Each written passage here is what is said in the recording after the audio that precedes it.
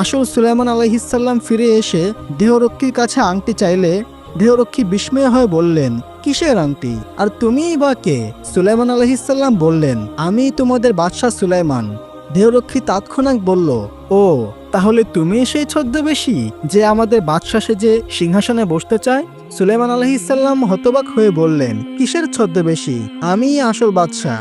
কিন্তু দেহরক্ষী বলল, চলো রাজদরবারে গিয়ে দেখলেই সত্যি বোঝা যাবে। এদিকে শয়তান জিন রাজ সিংহাসনে বসে সবাইকে বলছিল, শোনো, আমি খবর পেয়েছি এক ছদ্মবেশী লোক সুলাইমান বাদশাহ সেজে সিংহাসন দখল করতে চাইছে। তোমরা যেখানে তাকে দেখবে শাস্তি দেবে এবং দেশ থেকে বিতাড়িত করবে। ঠিক সেই সময় আসল সুলাইমান আলাইহিসসালাম রাজ দরবারে প্রবেশ করলেন। কর্মচারীরা ভেবেছিল তিনিই সেই ছদ্মবেশী।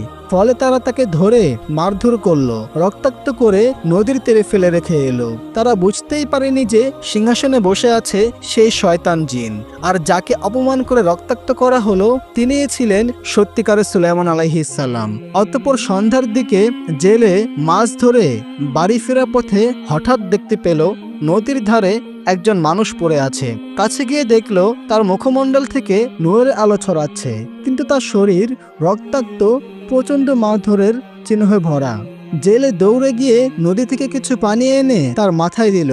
কিছুক্ষণ পর সেই মানুষ হযরত সুলাইমান আলাইহিসসালামের জ্ঞান ফিরল। জেলে বলল, বাবা, আপনি কে? কোথায় আপনার বাড়ি? কে আপনাকে এমন করে মেরে এখানে ফেলে গেছে? সুলাইমান আলাইহিসসালাম মনে মনে ভাবলেন, এখন যদি বলি আমি বাদশাহ সুলাইমান, তবে সে বিশ্বাস করবে না। সে বলবে বাদশাহ তো রাজপ্রাসাদে বসে আছে। তাই তিনি নীরব রইলেন। শুধু বললেন, আমার মাথায় প্রচন্ড আঘাত পেয়েছি, বেশি কিছু বলতে পারছি না। জেলে তাকে ধরে নিজের ঘরে নিয়ে গেল। পরের দিন সকালে সুলাইমান আলাইহিসসালাম কিছুটা সুস্থ হলেন। জেলে ভাবলো, মাছ ধরার কাজে আমার একজন কর্মচারীর খুব দরকার। তাই সে বলল, বাবা, তুমি এখন কোথায় যাবে? যদি ইচ্ছে থাকে তবে আমার সঙ্গে মাছ ধরার কাজে থাকতে পারো। তোমাকে আমি প্রতি মাসে 200 দিরহাম বেতন দেব। সুলাইমান আলাইহিসসালাম চুপ থাকলেন। তিনি কোথায় যাবেন তা জানেন না। এরপর তিনি আল্লাহর দরবারে দোয়া করলেন, হে আল্লাহ, আমি জানি না কোন পাপের কারণে আজ আমার এই অবস্থা। আমি বাদশাহ ছিলাম আর আজ গৃহহীন। যদি আমি কোনো পাপ করে থাকি তবে দুনিয়াতে ক্ষমা করে দিও, আখিরাতে আমাকে পাপী বানিও না। এরপর তিনি জেলের সঙ্গে নদীতে মাছ ধরতে গেলেন। পথে তারা দেখলো কয়েকজন মানুষ চিন্তিত হয়ে দাঁড়িয়ে আছে। জেলে জিজ্ঞেস করলো, ভাই, তোমরা এভাবে চিন্তিত হয়ে দাঁড়িয়ে আছো কেন?